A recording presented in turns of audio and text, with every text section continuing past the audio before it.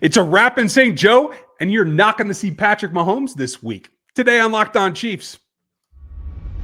From the land of the free and the home of the Chiefs, this is the Locked On Chiefs podcast.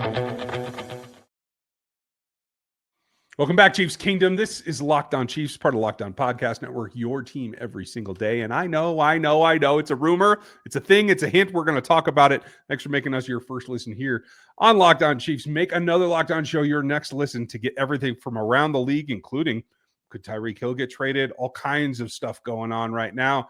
Very interesting. We're going to have you covered, and if anything breaks, we will let you know, of course, because we're here for you every day, all the time, on every platform, everywhere, starting here on YouTube, where you can like and sub, and getting over to the audio platforms. Anywhere you can get a podcast, you can get us. You can get that much more, 816-357-8781. That's our text line. That's where news breaks. That's where we give you special insights into ball games, et cetera, et cetera. So don't miss that. You can also get with us at our other outlets. You can find Chris at KC Chiefs Corner. You can find me at NFL33.com as well as RGRFootball.com. And we have a ton to go over today because camp is over. It's the road to the 53. Preseason game number 2 is coming at you. Who takes advantage of this game this week to make their fortune? That's coming up later in the show. Is it possible that Patrick Mahomes and even Travis Kelce might not even play in preseason game number 2? And what would that mean? That's next. But we start with it's over. It's been another run at St. Joe. I feel overall it's been a little less hot in St. Joe this year. I feel like it's gone. Maybe it's just me that they start early, but it seems like it's gone a lot faster. And training camp has been, knock on wood, fairly consistent at producing some plays, some progression, and not a ton of injuries. Obviously, there's a few. But I don't think anything is outlandishly different than I really expected it to be this time of year. How about you? I will say I think it's a little different. I don't know about outlandishly so, but there's a couple of things that are really surprising. You look at where this roster is compared to where we thought it was going to be before training camp started, before really the OTA started. There has been some movement at several different positions. I don't know that it's really starter level specifically, but I do think that maybe some of the guys that were maybe starter level or that we thought were going to be starter level or maybe second team, and the guys that are second team have moved up to being starter level at several positions. And I think that's kind of really the story of what's going on at St. Joe. And then you look at, all the stuff getting ready for preseason game number 2, which is going to be a late one on Friday night, and we'll have you covered, and we'll have another show after that coming to you around midnight probably? Maybe. Midnight Central Time. So, something to look forward to there. We'll have Matt as well. But when you look at this and you look at this team, they had a good camp at St. Joe. They did what they needed to do, and it seemed like they really didn't have off days. The pace was always there. The team always seemed to be bought in. You may have struggles from time to time, and maybe the offense is off one day and maybe the defense is off another, but you don't have days where it just didn't look like they were in it, like their hearts were in it. And that's important because it's buy-in for everything for the season. And it's buy-in from the young guys, too. A lot of progress being made. I shouted out a few guys last night. If any of you were able to watch Fox 4's Sports Night last night while I was on it, I appreciate that. If you didn't, you can go catch it on a replay on their website or on their streaming service. Rob Collins and I had a good conversation about who's stepping forward, and we talked about some of the guys that did some things last week. Some of them were expected. Some of them weren't. I personally feel that Brownlee is one of the guys that has kind of caught me by surprise.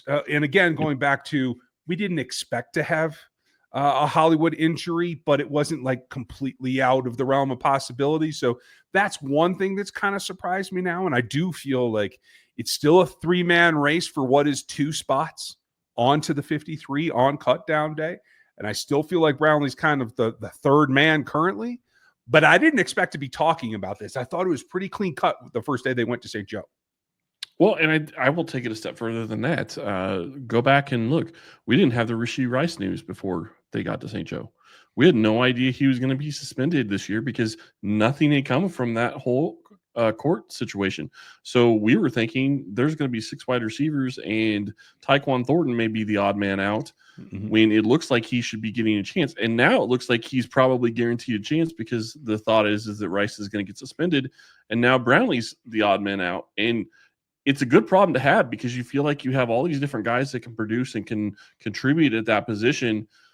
But at the same time, it is surprising that you have that. But then you also look at the corner position and look at how we thought the corner was going to shake out. We figured that, you were going to have 5 or 6 corners, and Joshua Williams was going to be one of those guys that's probably the back end of that roster.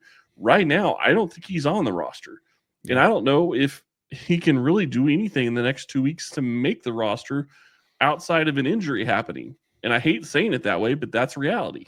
Well, he could become a monster. Like if he played at his top level for the next 2 ball games, maybe it could be a discussion at least. It's not consistency though. That's the problem. Right. No, well, nothing about his game is, and that right. has been the problem. I think overall though, what we've seen in St. Joe this year has been, for the most part, better quality than maybe the last 2 years. We'll talk about Travis Kelce coming up in a bit and what the difference is this year versus the last 2 shortly. But as a team and getting prepared and having the isolation, the camaraderie, and everything that goes with being away for camp, even though it's not terribly far, I still feel like St. Joe does its job. And the city is obviously welcoming, and the process is still paying off, especially given how much we're going to get rookie contribution yet again.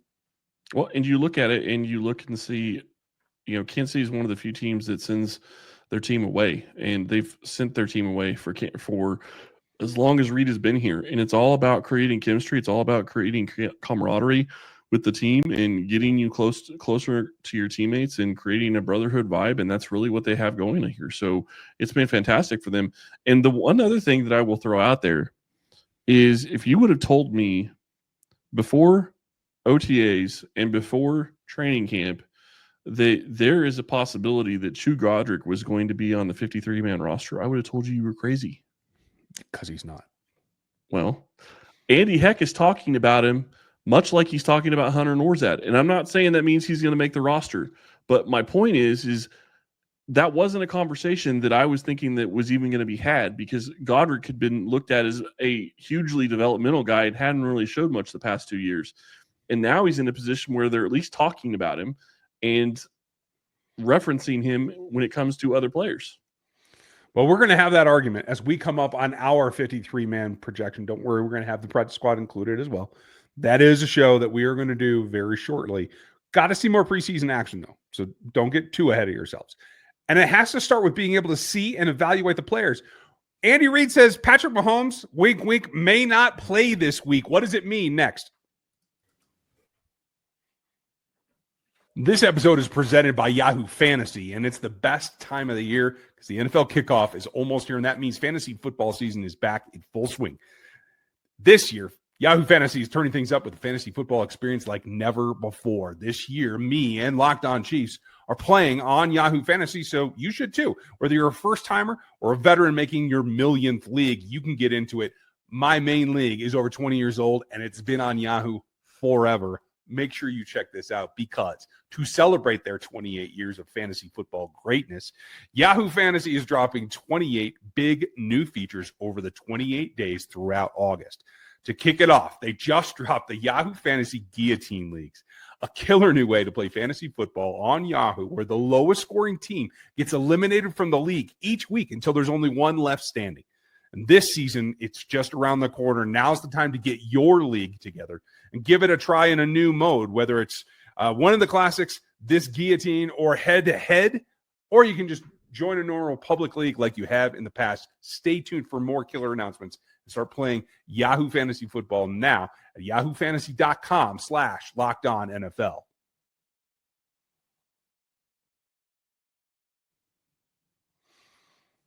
Andy Reid has a way of doing things that I think sets some of the local media off, maybe some of the national media as well.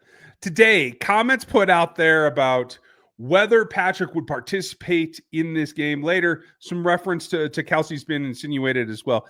The big thing for me is I don't necessarily have a problem with it, except for they got 3 snaps last week. That's not much to get ramped up for. You don't expect a ton next week, but if they don't play this week, you almost have to play him in preseason game number 3, which is the last thing that you want to do. It is, and I can't imagine a scenario where you want to have him not play this week and then have to have him play in week 3. Because the other thing that it comes down to is not only is it possible that you're talking about him not playing this week, but you're also giving up basically a quarter and a half of time. Because if you have him play in week 3, there's no way you're going to have him play near as much as he would have to begin with in week 2. Generally speaking, they say that they're going to give the starters the first half and have them come out after the half is over. That hasn't always been the case. And well, I'll take that back. It hasn't ever really been the case when it comes to some of that stuff. But I can't imagine that that's the situation you want to be in. But Andy Reid also hasn't ever really changed the way he does things. So you have to wonder what is leading him to this decision? What is leading him to think of doing this? And is it reality that if he doesn't play week 2, that he would even have him consider play week 3? Because generally speaking, in the past, it's all backups in week 3. Yeah, I would hope not, because I don't think if Patrick plays, the whole offense has to play, basically, is the way that I look at it. And that's a problem. That's a lot of risk in preseason game number 3. The last thing that you want to do, as I said, is put those guys out there for even a short amount of time. More than a series is pushing your luck, so that the risk of injury going into the season is just too formidable. So in the end, does this happen? I really don't think so. But I will say, maybe he doesn't play a half. Maybe he doesn't play a quarter. Maybe it is a significantly reduced series, hopefully more than one series. But, if they come out and they have a long drive, maybe that's what Reid calls. But I don't think total non-participation is really something that's an advantage for the team at this point. The other part of it is, and I know you and I have talked about this, and it's something that he says every single year when it comes to training camp preseason. Mahomes wants to get hit. He doesn't necessarily want to get hit hard, but he wants to get hit. He wants to feel it, because he's not going to feel it at all in any of the practices. And it's just a matter of getting used to getting hit, realizing, you're the quarterback, you're going to get hit, and it's going to happen, and taking that. And if he doesn't play at all, obviously that's not going to happen. He only had one throw in the preseason so far. So how is that going to play into this decision-making? I mean, I guess technically it was 2, but one throw is not going to be enough. And I can't see Andy Reid changing the way he does things, but you have to wonder, is if they do change things, is it possibly somewhat because of the field? Is it just they want to get do you want to get Gardner Minshew more time? Like, I don't understand that thought process, because to me, they already kind of got Gardner Minshew more time with the ones than I think that they thought they were going to last week. And at this point, it's like, okay, well, are you going to have Patrick be ready? I mean, they know that what they've seen at training camp, but it's really different. I'm not worried about Patrick being ready. I'm worried about the chemistry and his pass catcher being ready. But it is the chemistry. Yeah, it's not it's not him being ready. It's the chemistry with Kelsey and he's not going to see Rice after this, more than likely, for 6-7 weeks. Yeah, in game situations, I see what you mean. Yeah. I would argue this if I were the team, and if he does not play in game number 2, I would make the argument that it is maybe more beneficial to the team long term to get more reps for Gardner Minshew with the ones, in case of we got to give Patrick a week off, or the high ankle thing again. Maybe we don't make him push through, that kind of thing. Maybe that's the argument. That's probably where I would turn to. But Kelsey, you can save every rep for me. I don't care. He needs nothing. There's nothing that Travis Kelsey gains by playing in this game. So I don't care. But Kingsley and Josh need to play. And they got to play well. And they got to be challenged more. So you got to have them out there no matter what. But what does that do to the rest of the group? Yeah, and I'll take it a step further. You have to have them out there with their quarterback. Like, I get that they need to play and they need to play together, and they can be out there with the second team with Gardner Minshew. That's fine to an extent. But you need them to play with Patrick, because Patrick needs to see them in real live game situations and get a feel for how things are going to go and all of that. And it's all about chemistry. It's all about working together as a team. And Mahomes, while they've had all these practices in preseason. They haven't had real live ability, or sorry, all these practices at training camp. They haven't had real live ability where people are going to be running at him and trying to hit him. And that is going to change how people are going after things. So I don't know. It's interesting. I agree. Kelsey doesn't technically need it, but it would be nice to see him and Mahomes at least, get a throw or two in the preseason. But if Mahomes doesn't play this game, there's no way that I think that Travis plays in week 3. And I can't imagine if Mahomes doesn't play in week 2, Kelsey plays in week 2. And then you get into the situation of you wouldn't want Rice to play, but I think he has to play knowing that he's probably going to be suspended. Right. He needs the reps now. But maybe they're just gun shy. Bad things happen to quarterbacks when you're not paying attention, you're not being cautious, right? Ask the Cincinnati Bengals. I got to bring them up because this is just something that's inexcusable. Hitting your quarterback this deep into training camp is ridiculous. And maybe Andy's still superstitious in his own way, but he's changing the way that he deals with it. I don't know. Yeah, I don't know. I'd like to think that they're better than that. And I think the offensive line is better than that, but you got to take your chances. So if there is no Mahomes, if there is no Kelsey, who seizes the day? I think there are a couple of guys in particular, maybe a little bounce back for my guy, Zap, but I think Minshew in particular has to find his next hookup, and it isn't Robert Tonyan. That's next. Ever wish managing your money felt easier? With Monarch Money, it can. Whether you're growing your savings or planning a big purchase, Monarch puts you in the driver's seat. It's like having your own personal CFO, giving you full visibility and control over your finances. Monarch Money is more than a budgeting app. It's a complete financial command center. You can track all of your accounts, investments, and spending in one place. So in addition to managing your money, you're also building wealth. I've used Monarch Money for at least 7 or 8 months now, I think, and I've loved it. It is awesome to be able to have everything at your fingertips. You see, and it budgets out your money. It shows you what you're spending your money on. It shows you your income in, your income out. It is a fantastic app. You need to go give Monarch Money a try. Take control of your finances with Monarch Money. Use code LOCKEDONNFL at monarchmoney.com for 50% off your first year. That's monarchmoney.com, code LOCKEDONNFL for half off your first year.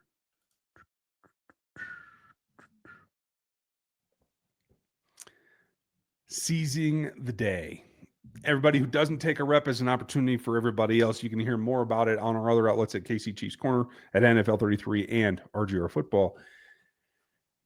Minshew will get the break. I think this is an opportunity for Chris Oladokun to overtake Bailey Zappi because I think he's going to get the option. I still feel like Bailey pushed it artificially, so maybe he can redeem himself. I'm hopeful. My guys are kind of on the ropes in Bailey. Carson Steele has to make more of an impact, right? He might be another guy with Kareem Hunt missing practice. Probably don't need to see Kareem. He doesn't need the touches. He doesn't need the extra mileage on his legs right now anyway. So they went power with Isaiah and Kareem and then Carson last week. Do you think that Carson is a guy that can maybe step in and take advantage of extra reps? He could, but the question is who becomes the odd man out if he ends up seizing the day, so to speak. And when you look at it, it makes you wonder. What you have in Pacheco, you know what you have in Kareem, and you have a decent idea kind of what you have in Rashard Smith, who I think makes the roster outside of being the running back. So it's just a question of it's going to come down to, Carson Steele and probably Elijah Mitchell, because I can't imagine that they're going to keep 5. So you got to choose between those two, and Mitchell hasn't really shown a ton. Carson Steele came into the game a lot earlier than I expected last week. And while he isn't a great running back, he gives them something else that Elijah Mitchell can't. And he can play the fullback role and give you that, which is something that Elijah Mitchell can't. So the other issue that you run into is if you're going to have that many running backs, you have to have them all be able to be dressed. And I don't know that you can dress Elijah Mitchell on a regular game day if you're going to have Pacheco and Hunt and Smith all active for the running back duties and for special teams. It makes sense. It's difficult to squeeze them all on. It's difficult to squeeze on 5 pass rushers too. And that brings me to this game. The guy who has to seize this day right now is Felix Anudike-Uzomah.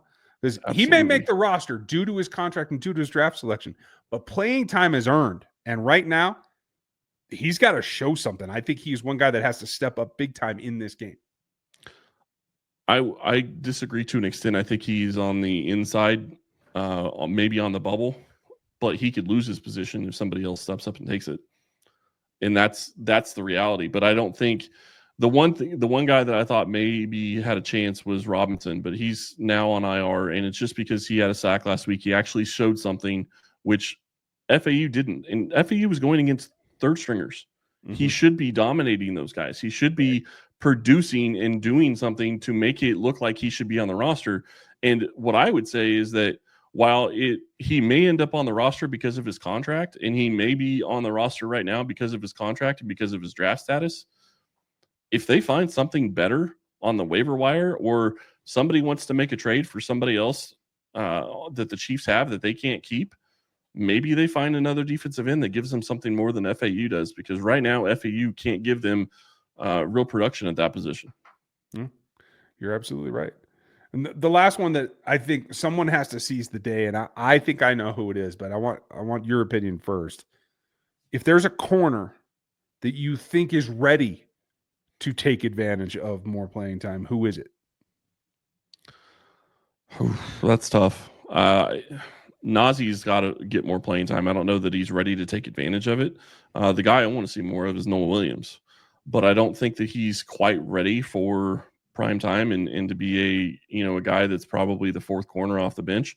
But the reality is you're going to have a situation where Christian Fulton's coming back this week and is likely going to play a lot of snaps just because this is his first action. He barely got any time at camp either. I mean, what was it? 2 days practice, 3 days practice, and no real full team stuff. So I think it's going to be one of those situations where he's going to have trial by fire, and he has to go in there and he has to play a ton, which is going to reduce the time that you can give to a Nazee Johnson or a Noah Williams or somebody similar. And that doesn't even count Joshua Williams, who, like I said before, is probably buried on the depth chart and on the outside looking in right now. Yeah, I agree. And the last position that I really want to see this happen. So there's one guy that I think has maybe a golden opportunity in the biggest, probably most meaningful preseason game of the year. I don't think we're going to see Travis Kelce. If they do anything like they did last week, we're not going to see much Noah Gray either. Right.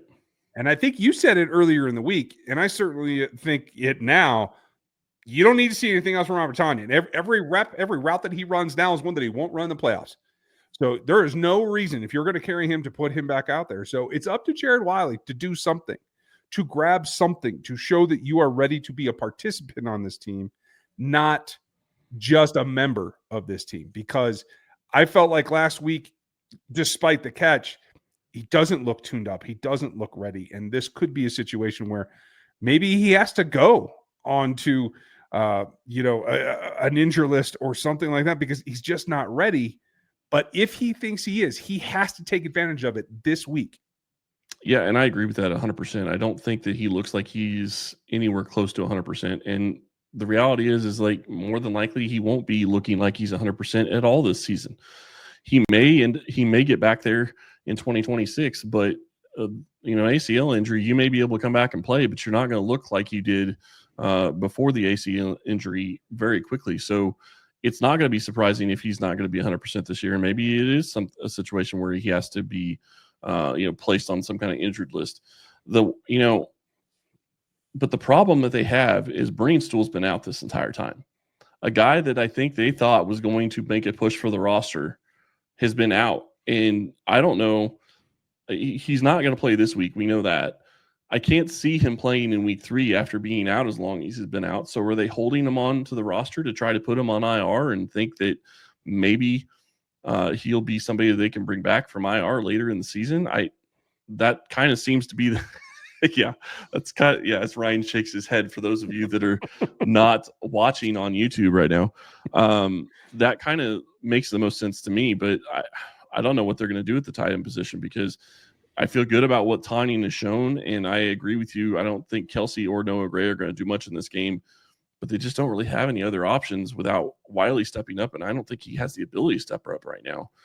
The other position group that I'm really interested in is what are they going to do at offensive line? Can their offensive linemen show up and actually do something as a second unit and be consistent and give Gardner Minshew time to throw? Because the problem that they've faced at different times throughout their preseason history with the Chiefs is their second team offensive line has been atrocious, and their backup quarterback hasn't really gotten good reps unless they're with the starters.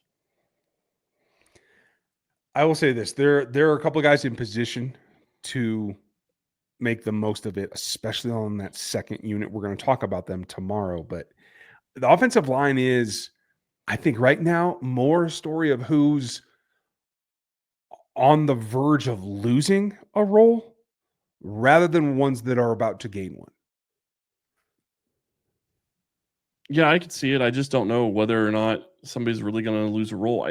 They have to have a replacement, but the reality is when you get down into it, if you look at the offensive line, you have the 5 starters, you have Jalen Moore, you have probably Hunter Norzad and Mike Caliendo. I would guess that those are 8, and they're pretty much set and guaranteed. Past that, it's a question of, okay, do you want a 4th offensive tackle? Who's it going to be? But the bigger problem is if you take 9 offensive linemen and you have a 4th offensive tackle, where else are you going to go short? Yeah. That's the problem that the offensive line is going to deal with. It's all the different position groups. Once you get past 6 or 7, once you get past 7, but I would say that this offensive line is at least 8 deep, and I just don't know where you go short to make up for it. It's going to be a battle this whole time. We're going to give you our predictions next week as we get closer, and we're going to talk about who and what we want to see in preseason game number 2 tomorrow. So don't miss our preview game. We know it's a tight week, but we hope that you will join us. We'd like to know your thoughts as well, so leave your comments here on YouTube and let us know where you're going with your thoughts on who needs to make this team and make it a winning team as they try to get back. I'm looking forward to it. Thanks for being with us today. We very much appreciate you. Like, sub, and hit the bell. We'll talk to you tomorrow.